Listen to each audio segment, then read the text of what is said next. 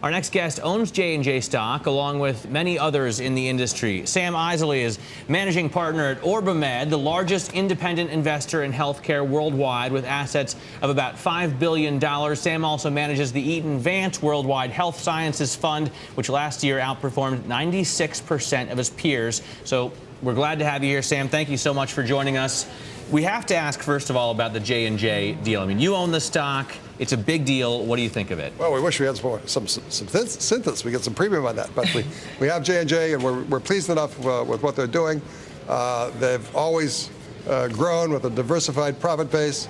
This sort of emblazons their medical device area, makes it stronger still.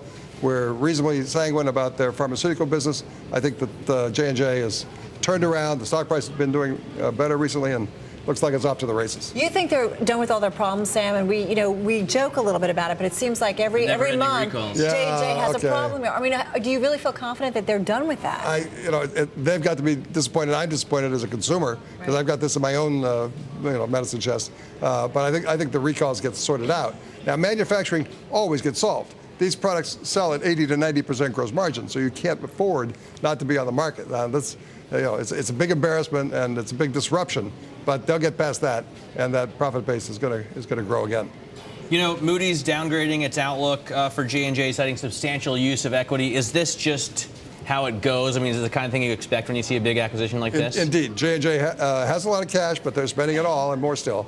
And so, they're not as good a credit as they were. However, they will throw off huge amounts of cash year after year, and they'll replenish their cash store. I mean, are these big pharmaceutical companies just using deals to kind of replace lost revenue, refill their pipelines? I mean, is it a good strategy? They are, in fact, using their money to do just that, and it's a good strategy if they buy the right things. Yeah. One of the most successful at it has been Bristol Myers.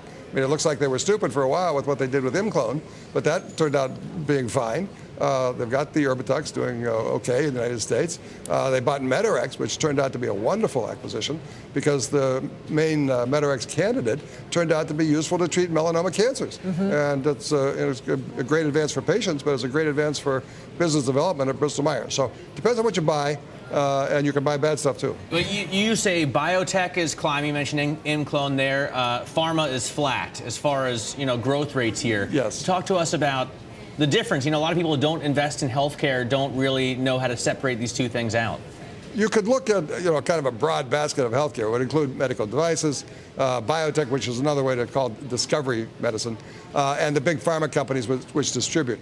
Now, in addition, the health maintenance organizations, other specialty companies, you got pharmacy benefits and so on. The big lump of healthcare is growing nicely, somewhat in excess of GNP worldwide. We see lots of opportunities, and in recent days and months, there's been enormous activity in the market. So you have Synthes. Today you have a big story with a drug to treat macular degeneration, which causes blindness, between two products called Avastin and Lucentis. It involves Genentech, Novartis, Regeneron, a whole lot of companies.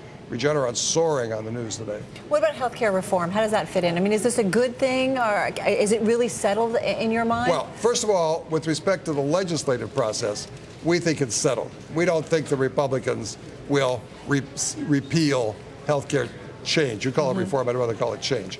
It, however, is going to be settled by the courts, in my opinion. And there I have absolutely no edge on predicting the outcome of a Supreme Court, which is typically divided 5-4 anyhow. So does it impact any of your decision making in terms of investments at this point? Well, you did have an edge, for example. First of all, we think the balance of it is positive. All right, so the change of healthcare in the United States is going to lead to more usage and a continuation of good growth and demand. There is some question about pricing, but on balance, we think that's positive. So if, in fact, he gets thrown out, it's less positive because he's not there anymore. We would have to adopt a strategy, and we're only going to learn on the same day that you do when the court announces a decision, presuming it does, which I think it's going to get there, and we'll know. But we do not have an edge on that. We're back with Sam Isley of OrbiMed Advisors. The FDA is in the process of reviewing hepatitis C drugs made by Vertex Pharmaceuticals and Merck.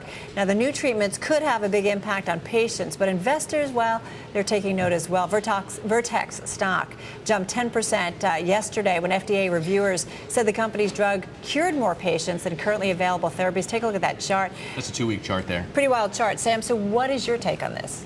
We think that this is a major advance for medicine. Hepatitis C has never been treated very well. There is a treatment out there, but it's not that great. So these are small molecules. At the moment, it's treated with biotechnology. They are oral. The first one being reviewed today by the FDA advisory panel. Keep in mind what's going on. This is a panel of experts. It looks like they're going to fully endorse something called boceprevir, and it's made by Merck, or will be sold by Merck. So that one we think is going to clear the hurdle today. Tomorrow, the Vertex candidate, and both these products look somewhat alike, the Vertex candidate will come before the same panel of experts. We think that will be cleared also. There is a so-called PDUFA date for both of these. That is PDUFA. That is the date by which the FDA acts. So they're listening to their experts today, and within a couple of weeks they have to either approve or disapprove these products. We think the FDA will approve them.